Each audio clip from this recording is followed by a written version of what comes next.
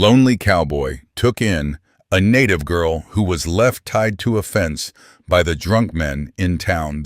The heat came first, white, blinding, and merciless by noon. Sulphur Springs Valley shimmered like a sheet of hammered glass, every breath a cut of iron on the tongue. From the barn roof, a lone crow called once, its cry slicing through the stillness. Corbin Hale paused mid-stride, sweat streaking the dust on his neck, and listened. Then he heard it faint at first, a ragged cry torn by wind, not an animal, human. He ran past the empty corral, boots kicking up ash-colored dirt. There, by the north fence, something moved someone, a young woman, wrists bound to a fence post, skin blistered under the sun, eyes fierce even through the haze of heat. Corbin's knife flashed once. The rope fell. She collapsed into his arms, her breath shallow, her silence louder than the wind.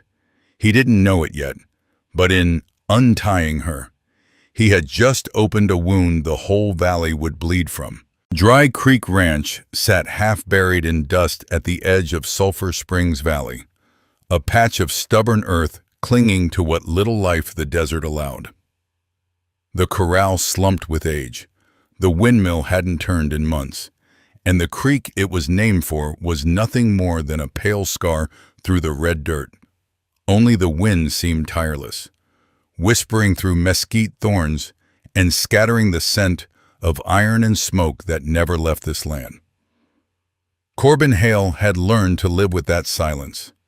He was a man carved down to essentials, broad shoulders, sunburned skin, and a face where war and work had left their marks. A faded cavalry jacket hung on a peg by the door, sleeves scorched, cuffs frayed. His left wrist bore a thin white scar from a chain once fastened there, remnant of a battle gone wrong. Of orders he refused to obey. He didn't speak of the past. The horses didn't ask. The anvil and hammer did enough talking. When the dawn light touched the ridge of the Chiricahuas, he would stand at the forge, sparks jumping like fireflies around his boots, his mind somewhere between regret and endurance. That morning, after cutting the girl loose, he'd carried her inside light as dust, fever hot, lips split and dry. He set her on the cot near the window, where the faintest breeze might reach her. He didn't touch her again, only fetched water from the half-filled barrel and left a tin cup beside her hand. When she woke, hours later, her eyes opened like flint striking steel gray-brown, alert and unafraid. Her first words came in Apache, sharp and defiant. Corbin didn't understand them, but he knew the tone. It was the voice of someone who'd stopped expecting mercy. Later, when the fever broke and her strength returned enough to speak in English, she told him her name was Sahale. She had come from the Chiricahua foothills, sent to Lark's Junction to trade furs, turquoise, carved bone, things of her people for oil and iron the tribe couldn't make. "We need them," she said hoarsely, "to rebuild the mill, to bring light for the rain ceremony." Her story faltered when she reached the part about the men, the laughter, the jeers, the rope. Corbin didn't press her, he simply nodded once, as if he'd already known the shape of cruelty. Outside, the wind rose again, dragging a trail of dust across the doorway. Inside, the air hung heavy, the faint scent of forge smoke mixing with the bitter tang of sage. Corbin went back to his work. The girl lay still on the cot, watching him, between the clang of hammer and the whisper of sand. An uneasy rhythm began a silence that wasn't empty, but waiting. When Sahale woke the second time, dusk had spread across the valley like bruised light. The forge outside was cold, and through the open door she could see Corbin crouched by the corral, tending to a lame horse. His movements were steady, efficient, like someone who'd lived long with silence, as his only company. Her wrists burned where the rope had cut them. She sat up slowly, the blanket slipping from her shoulders.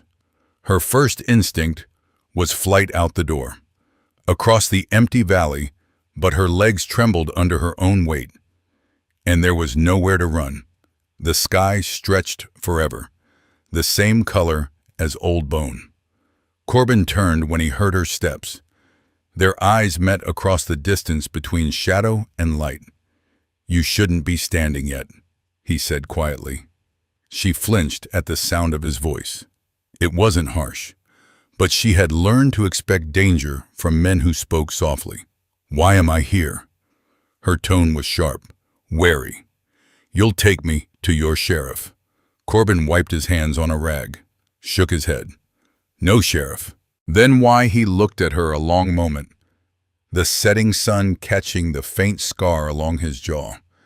"Because leaving someone to die doesn't sit right." Sahale's mouth tightened. "People from your town don't think that way. I'm not people from that town." She didn't believe him, at least not yet.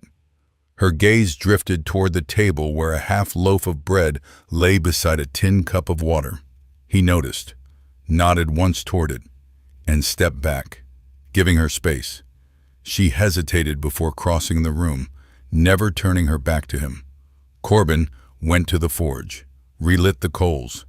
The orange glow pushed back the darkness, painting the lines of his shoulders in flickering gold.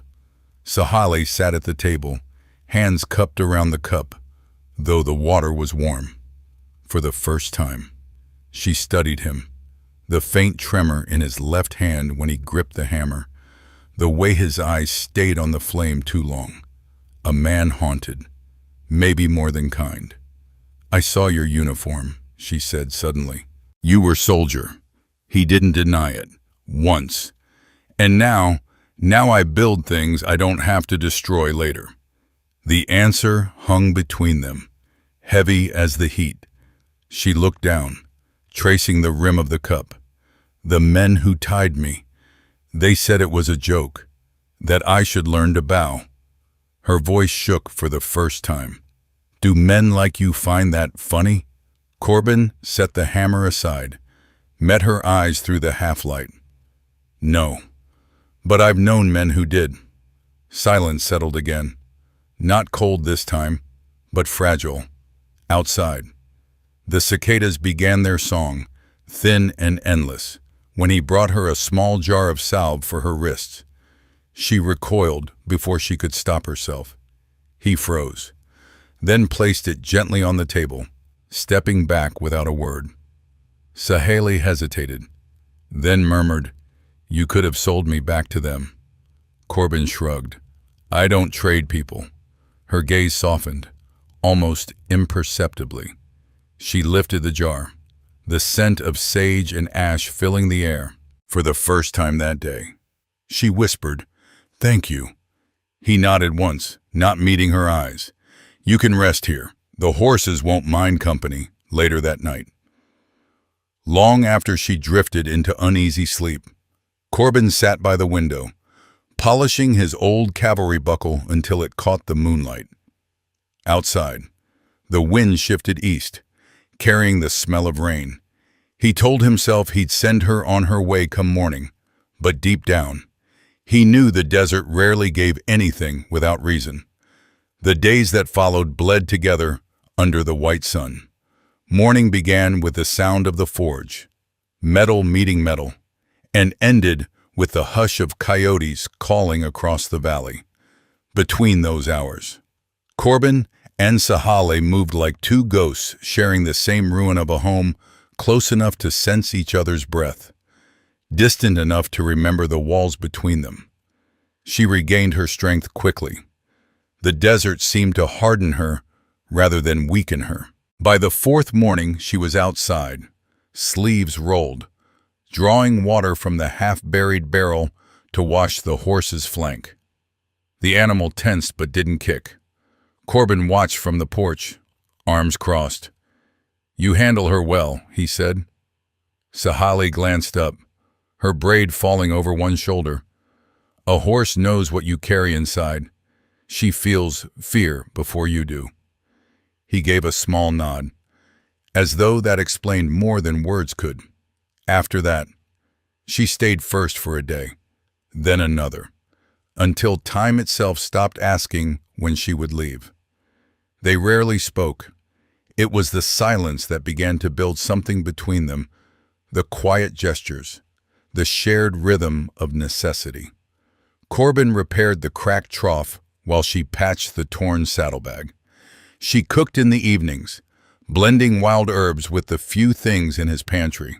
He found himself lingering near the doorway, not for the smell of food, but for the low hum she made under her breath, an old Apache tune, soft and mournful, the kind soldiers once feared to hear at night. One evening, when the forge had cooled and the horizon burned with the red of dying light, Sahele approached him with a question. "Why do you live alone?" He looked up from the anvil, sweat darkening his shirt. Easier to fight memories when there's no one to remind you of them. Her gaze flicked toward the scar at his wrist. The chain. He hesitated, then wiped his hands. War makes men believe they can command everything. Orders, people, even mercy. I stopped believing that. They didn't take kindly to it. She said nothing for a long while. Then softly, "My father believed the same. He wanted peace with the bluecoats. They shot him for it." Corbin looked at her then, really looked. The firelight caught the fine dust on her cheekbones.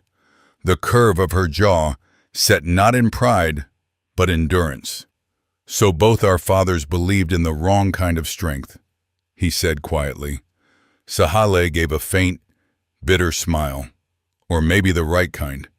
In the wrong world. That night, they sat outside the cabin beneath a sky scattered with stars. The forge coals glowed faintly, and somewhere in the distance, thunder rolled beyond the mountains. Sahele reached out and touched the air, as if feeling for the pulse of the desert. "This land remembers," she murmured, "even when people forget." Corbin leaned back on the porch step, arms resting on his knees. "Then maybe it remembers the good, too." She turned to him. "Does it?" He met her eyes, steady and tired. "I'm still here, aren't I?" The answer wasn't enough to make her smile, but it softened the space between them. In the days that followed, the smallest things began to shift. She began leaving a cup of coffee on the workbench before dawn. He began setting aside the driest wood near the fire for her to cook. Their words stayed few, but the silences grew easier. Once, when a storm rolled through and rain hissed on the roof for the first time in months, they both stepped outside instinctively. The air smelled of iron and sage. Sahele lifted her face to the sky, eyes closed. Corbin watched as the water traced lines down her arms, washing away the dust. She turned, catching him staring. "Does it always feel like this? What when the earth forgives you?" He swallowed, unsure why the question hurt. "If it does, it's because it remembers worse." The rain passed quickly. When they went back inside, the floorboards carried their muddy footprints side by side. Neither bothered to clean them a few nights later. She brought him a small wooden carving from her satchel, a hawk with its wings spread, painted faintly with turquoise dust. "My father made this," she said. "He said a hawk never looks down unless it chooses to strike. You remind me of that." Corbin took it carefully, rough fingers brushing the smooth grain. "And what does it remind you to do?" She hesitated. "To trust where I land." Their eyes met then, and something passed between them. Not promise, not yet, but a fragile beginning. As the moon rose, lighting the edges of the valley in silver, Sahele stood at the doorway. "Your land," she said softly. "It sounds lonely." Corbin looked past her into the darkness where the wind stirred the dry grass. It's been waiting for someone to make it sound different.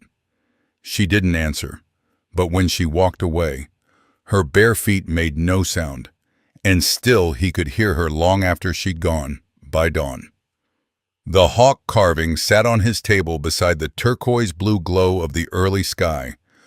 Corbin touched it once, then smiled just enough for the silence to notice. The first whisper reached Lark's Junction before the week's end. Corbin Hales got himself an Apache woman up at Dry Creek by sundown.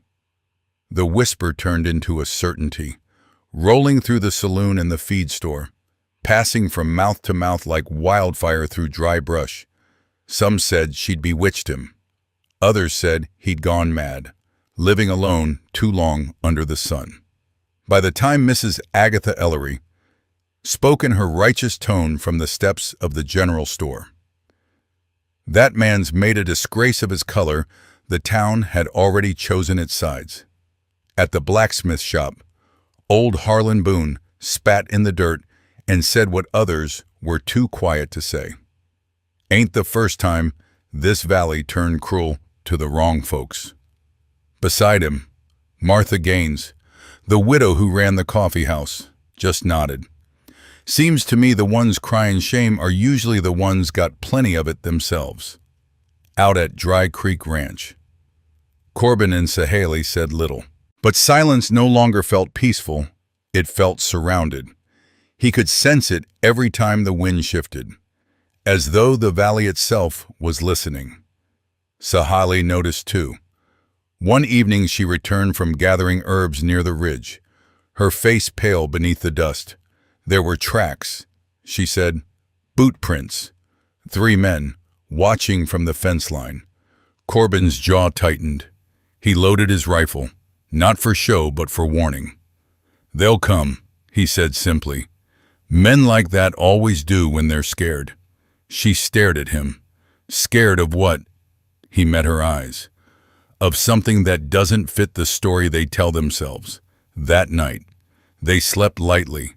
Coyotes cried closer than usual, and the forge cold for days looked like a black mouth in the dark. The next morning, they came. Roy Tanner led the group, Jed Mullen and Clay Dorn trailing behind him, both still reeking of whiskey and pride. Behind them, a handful of men from town watched from their saddles, uncertain, drawn more by fear of missing a spectacle than by conviction. Corbin was already waiting by the gate, sleeves rolled, rifle leaning against the post but untouched. Roy reined in his horse, smirking. "Didn't think you'd come out so calm. Hale, thought maybe she had you under a spell." "Leave," Corbin said quietly. Roy chuckled. "You really think you can hide her here? This ain't Apache land. This is Lark's land, white man's land." Sahaley stepped from the porch before Corbin could stop her. The sunlight caught the turquoise on her wrist. She faced them squarely, her chin high. "This land doesn't belong to your kind of man," she said. "It belongs to whoever still knows how to listen when it breathes." Her voice cut through the dry air like flint on steel. Roy's face darkened. "Careful. Girl, we don't take kindly to talk like that." Corbin's voice came low. "Steady. Then maybe you ought to learn kindness before you start talking about God in the same breath." For a heartbeat, no one moved.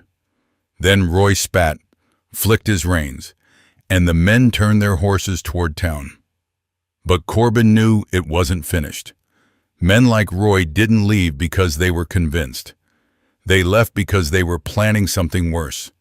That evening, the sky went copper red and thunder rumbled far beyond the mountains. Sahaley stood at the corral fence, the same place he had first found her. "If I leave tonight," she said quietly, "they might let you be." Corbin shook his head. "If you leave now, they'll just find someone else to hate." She looked at him then, eyes soft but resolute. "Then let me go for my people's sake, not theirs. I can't ask you to carry their war for me." He opened his mouth, closed it again. Words wouldn't hold her, and he knew better than to try. When she pressed the turquoise bracelet into his hand, it was still warm from her skin. "Among my people," she said, "we give this color to those we trust with our life. Don't lose it." She left before dawn. The only sound was the creak of saddle leather and the slow rhythm of hooves fading toward the hills. For 3 days. The valley was silent. Then, on the 4th morning, a dust cloud rose from the west. 30 riders, Apache warriors, moving in deliberate formation toward Lark's Junction. The townsfolk panicked.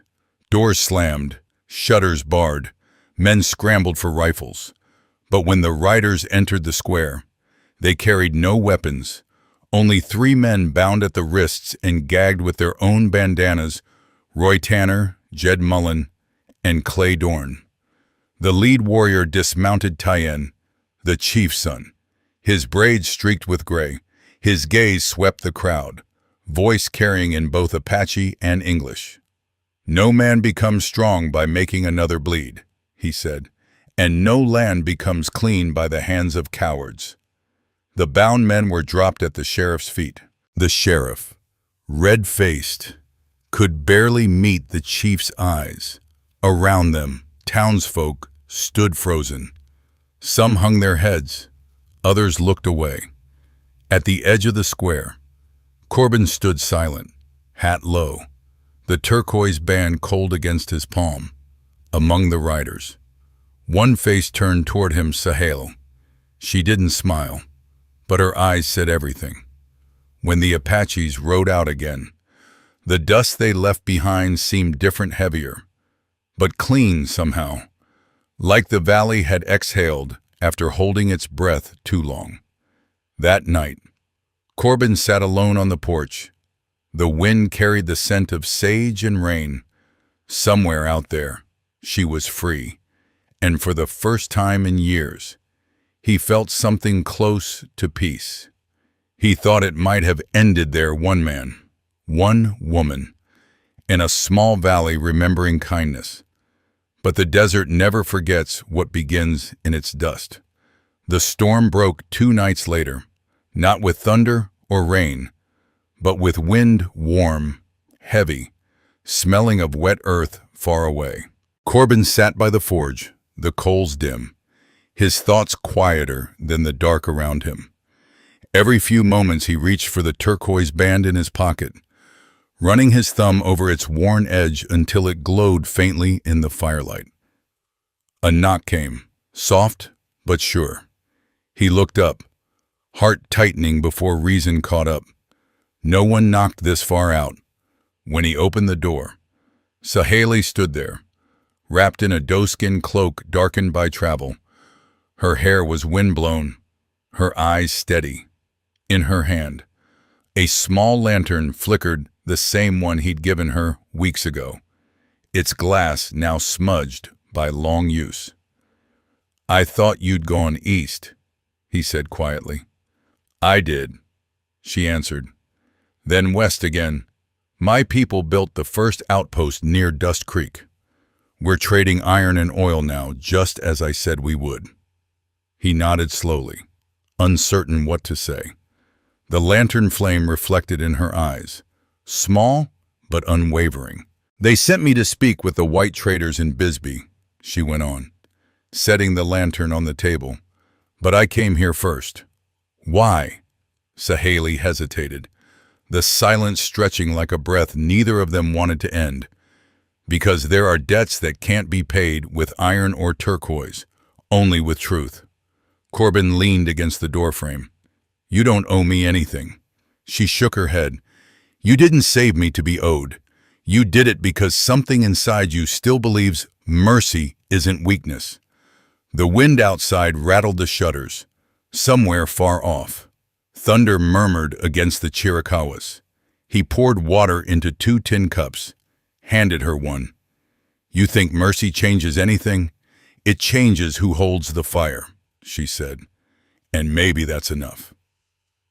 They sat together on the porch steps, the night thick with the scent of dust and coming rain. She told him how the outpost had begun, how the elders argued, how some feared another betrayal, how she'd stood before them and said, "Not all hands that carry iron mean harm."